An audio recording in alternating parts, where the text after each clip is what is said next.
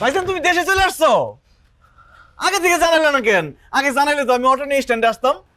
বাবা মানিক, এই কয়দিনে তোর মুখটা এরকম শুকায় গেছে কেন?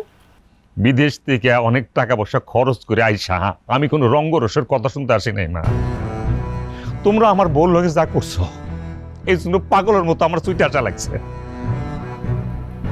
ও বুঝছি ভাইজান, ভাবি তোমার খবর দিয়ে আনাইছে, আমাকে লিগে তোমার খুব তাড়াতাড়ি চলে আসান লাগলো, তাই না?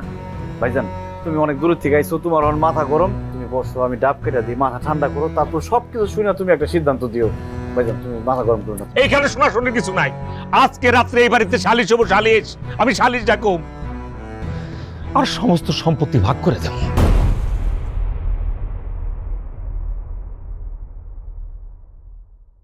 ভাইজান তুমি কি কইতাছো এইসব? তোমার দুটো পায়ে ধরি, তুমি বিচার ডাইকে আমাকে মান সম্মান এরকম নিলামে তুলো না।